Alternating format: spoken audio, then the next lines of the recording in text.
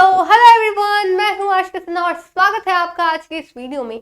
इस वीडियो में हम लोग बात करने वाले हैं जेएनवी क्लास 9 की एलिजिबिलिटी क्राइटेरिया के बारे में। जैसे कि आपको पता है, इसकी फॉर्म डेट जो है वो एक्सटेंड कर दी गई है 26 नवंबर तक। तो आपके पास अभी भी टाइम है, अगर आपने फॉर्म फिल नहीं किया है तो आप भर सकते हैं। बात करें इसकी एलिजिबिलिटी की, तो इसकी कुछ क्राइटेरिया है जो आपको फॉलो करने होंगे, नहीं तो आप एग्जाम देने के लिए एलिजिबल नहीं होंगे, इसके एडमिशन के लिए एलिजिबल नहीं होंगे। तो सवाल उठता है कि कौन कौन से जो कंडीशन है उस पर आप लोग एलिजिबल है और कौन से ऐसे कंडीशन है जिस पर आप लोग एलिजिबल नहीं होंगे। तो उसी बातों पर हम लोग डिस्कशन आज करने वाले हैं। तो जैसा कि आप देख सकते हैं, प्रॉस्पेक्टस यहाँ है जेएनवी का जो आपको मिला हुआ है, आप आराम से यहाँ पे देख सकते हैं। एलिजिबिलिटी क्राइटेरिया के बारे में आपके बारे में बात की गई है कि कौन एलिजिबल है और कौन एलिजिबल नहीं है।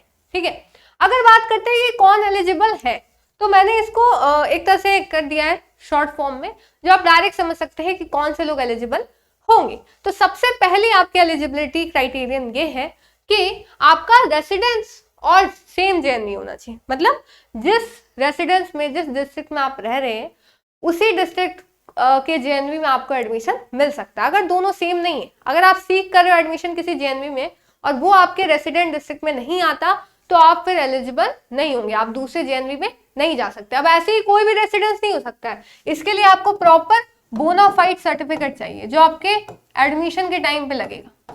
और अगर किसी भी टाइम पे लगता है कि आपके पास ये सब अवेलेबल नहीं है, तो आप जान लीजिए उसी टाइम आपका एडमिशन कैंसिल कर दिया जाएगा और आप उस पर सवाल नहीं उठा सकते, भले आपने अच्छा स्कोर किया होगा एग्जाम पे। तो इस चीज को जरूर से जरूर ध्यान रखिएगा। फिर आते हैं दूसरी कंडीशन, ये है कि आप अभी क्लास 8 में होना चाहिए। यानी अभी जो सेशन चल रहा है 24-25 का, उसमें आप क्लास 8 में होने चाहिए और 25 में आप पास करेंगे 8 क्लास में। ठीक है, 8 क्लास से पास होंगे तब आप जाएंगे 9th में, तभी आप एलिजिबल है। अगर आप आगे चले गए तब तो कोई बात ही नहीं, अगर आप ऑलरेडी 9th में तब आपको एडमिशन नहीं मिलेगा, या आप 7th में तो भी नहीं मिल सकता। आप अभी क्लास 8 में होने चाहिए, उन्हीं बच्चों को एडमिशन मिलेगा। ठीक है, फिर आता है जहां जिस डिस्ट्रिक्ट से आप क्लास 8 पढ़ रहे हो उसी डिस्ट्रिक्ट का आपका रेसिडेंस होना चाहिए। ठीक है, आप ऐसा नहीं क्लास 8 कहीं और से पढ़ रहे हो, आपका रेसिडेंस सर्टिफिकेट कहीं और का है और आप जेएनवी अपने रेसिडेंस वाले एरिया में मांग रहे हो, नहीं, ऐसा नहीं हो सकता। तीसरी कंडीशन ये, यानी आपका district of residence and district of class 8 study must be same. ठीक है, तभी आप एलिजिबल होंगे। तीसरी चीज ये आती। चौथी चीज की बात करें तो आपका डेट ऑफ बर्थ 1 मई 2010 से 31 जुलाई 2012 के बीच में होना चाहिए, इंक्लूसिव है। ठीक है, और ये सारी कैटेगरीज के लिए अप्लाई करता है, ऐसा नहीं किसी कैटेगरी को छूट दी गई है, नहीं, अप्लाइड ऑन ऑल कैटेगरीज। ठीक है, सारी कैटेगरीज के, चाहे वो जनरल हो, ओबीसी हो, एससी हो, एसटी हो, कोई भी कैटेगरी। ठीक है, डेट ऑफ बर्थ आपकी 1 मई 2010 और 31 जुलाई 2012 के बीच में आनी चाहिए।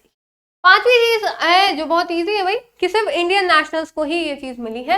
अगर आप इंटरनेशनल स्टूडेंट हो तो फिर ये आपके लिए जेएनवी नहीं बनाई गई। हाँ, एरिया वाली बात आती है, जैसे रूरल और अर्बन, इसके लिए ही आपका बोनाफाइड सर्टिफिकेट मांगा जाता है रेसिडेंस का, जिससे डिसाइड किया जाए whether you are rural student और अर्बन कैंडिडेट। ठीक है, तो रूरल के लिए जैसे 75% रिजर्वेशन है, हम लोग बात करेंगे आगे रिजर्वेशन क्राइटेरिया के बारे में, जब बात की जाएगी तब उस पर ही बात करेंगे। ठीक है, तो फिलहाल ये 5 जो है वो क्राइटेरिया है कि आप कब एलिजिबल होगे क्लास 9 की एडमिशन के लिए जेएनवी में। ठीक है, अब कब एलिजिबल नहीं होंगे आप, तो वही चीज है, जो ऑलरेडी क्लास 8 पास कर चुके हैं वो एलिजिबल नहीं होंगे। ठीक है, यानी अभी आप क्लास 8 में ही होनी चाहिए, पास नहीं किए जाने चाहिए आप।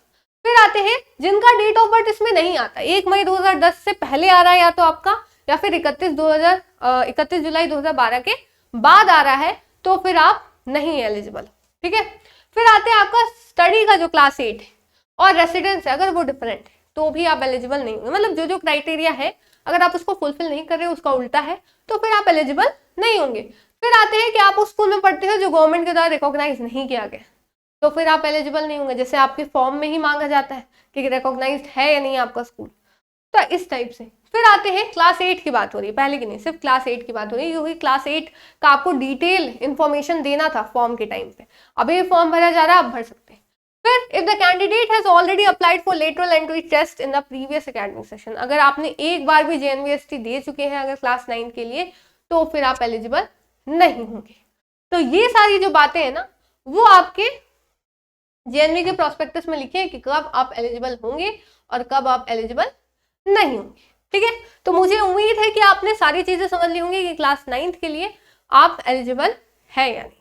अगर आप हैं और आप जेएनवी में पढ़ने का सपना देखते हैं तो फिर जरूर से जरूर फॉर्म फिल कर दीजिए। एग्जाम भी आपको बहुत करीब आ गया, आपको पता है 8 फरवरी 2025 को आपका एग्जाम, आपका पेपर होने वाला है। तो फिर ऐसी अपडेट्स के लिए बने रहिए हमारे चैनल के साथ। स्कूल शिक्षा यूट्यूब चैनल को जरूर से जरूर सब्सक्राइब करिएगा ताकि आपको आगे आने वाली अपडेट्स जो है वो मिलते रहे। तो फिर मिलते हैं नेक्स्ट वीडियो में, तब तक के लिए thank you so much and bye bye.